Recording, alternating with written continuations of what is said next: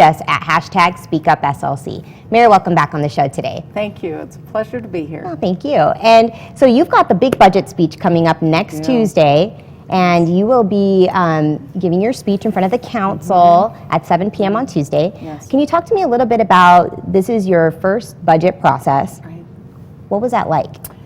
You know, to take a first look at a very large budget, there's a lot that goes into that. It's very time consuming to really get a clear understanding of everything that's happening in the different departments, and to have a real understanding too of where we have some significant funding issues.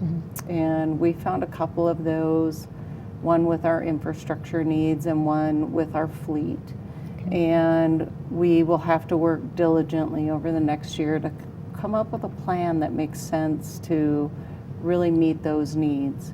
We had a budget shortfall that was fairly significant, so we had to do some cutting, but we have not let any staff go. We've maintained all of our staff, and every department really took a hard look and said, you know, we'll do our part, and we found the cuts we needed to in order to make that happen. So, and as part of that process too, you sat down with every single city department head to find out what the needs were and how to best address that, as well as trying to balance that budget. Right. So tell me what that was like, having to sit down and trying to figure out, it's a puzzle piece. You've got to, you know. Well, the nice thing about the leadership that we have in place is our leaders really know what's happening in their budgets. They also know what's really needed within their departments. So even though they were coming up with cuts, they were also saying, these are some really significant needs that need to be addressed. And some of those were around technology. You know, human resources really needed a technology piece to track training, for instance. And so that is something that we will be funding to make sure that people are getting training and that we're tracking all of that. Okay. And so you talk about infrastructure, and I know that oftentimes Salt Lake City, as the capital city, we tend to bear the burden, you know, on taxes and things like that. So how do you work through that in a budget process? You know, right now, this first budget, we will be putting as much money towards infrastructure as we can, but we need a plan, and we've got to create that plan this coming year and make sure that when we come to the budget next year that there's a strategic way of addressing our infrastructure needs.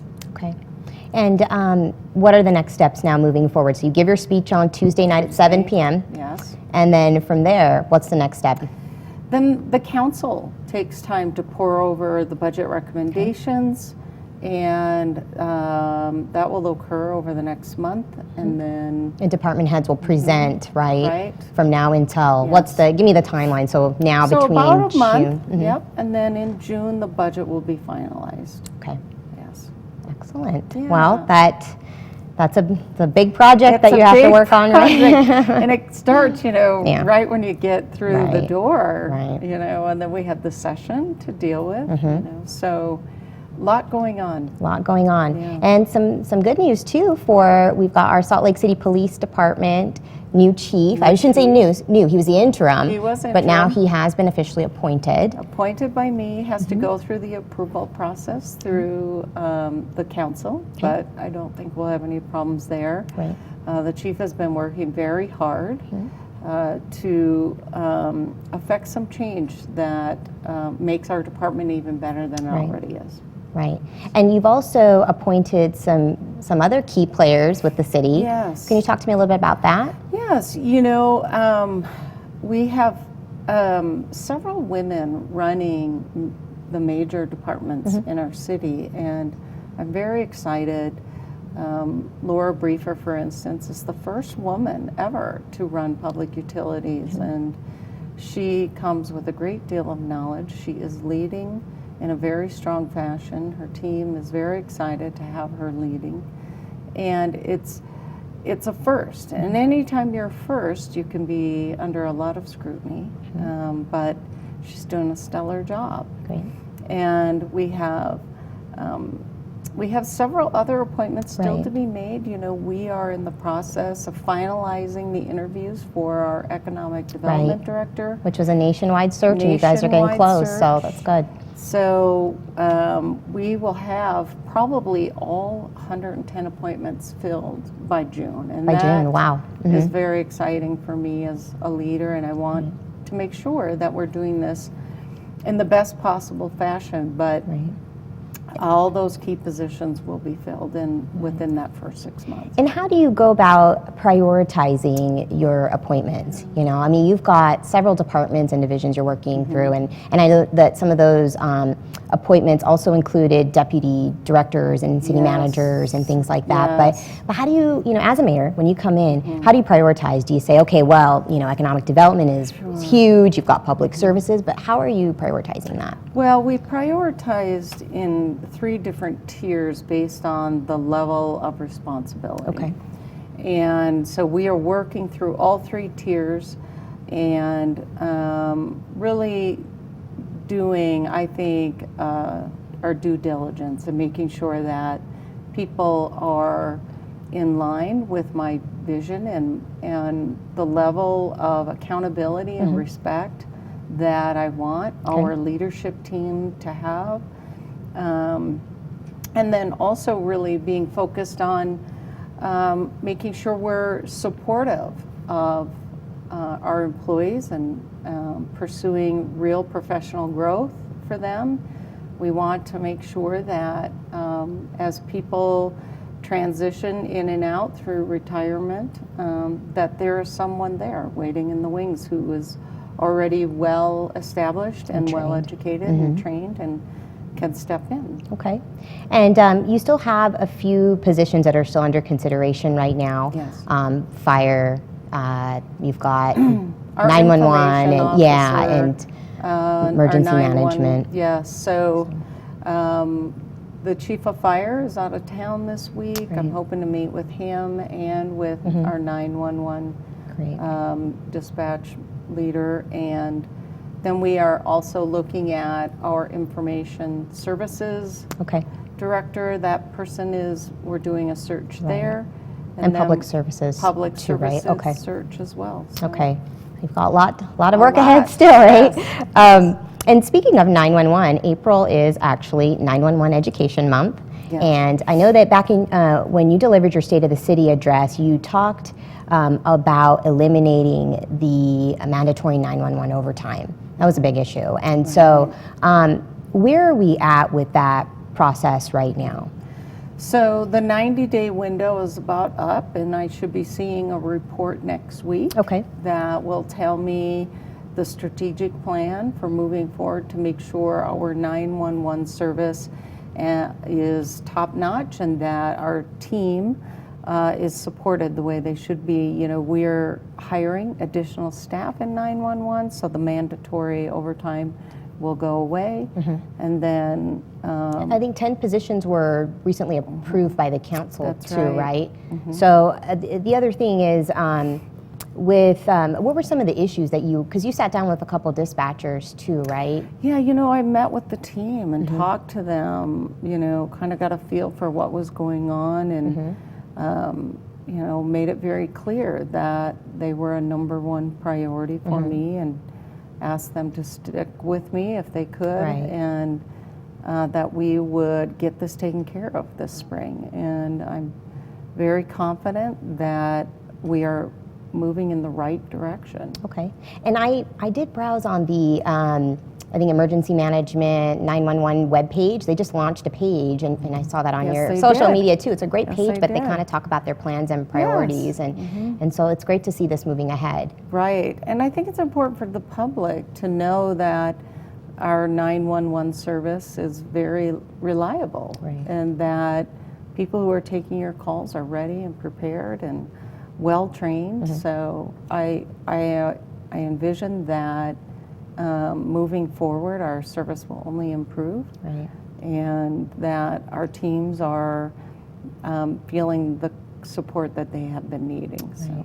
It's good. Right. Well, it's good to know that we've got some new people on board and they're Yes. training, and that'll sort of help alleviate that overtime and Yes. eliminating Yes, 911 eliminate overtime that and overtime. So, and now speaking of our emergency management folks and police and fire, you were just recently involved with Camp Athena. I was. So tell me about Camp That Athena. was so great.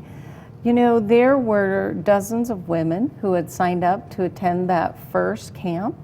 And the camp was really intended to help women learn more about becoming a team member of our fire service. And, you know, it's very hard to recruit women into public safety, whether it's law enforcement or fire department. And I really am looking forward to the potential of having many of those women come back and continue to investigate the potential of this being a career opportunity for them. Right. And I heard that there were 16 young women who participated from Salt Lake City, and they got to do like hands-on training, and then you talked to them a little bit about overcoming barriers and just what was that like, having that conversation with those you young know, women? and there were women from outside of Salt Lake City. Good. So we had quite a few women, and there was a lot of diversity in the room, which I was very excited about. But talk to them about, look, they have the potential to really affect change in how we provide service, and the importance of the role that women play in public safety.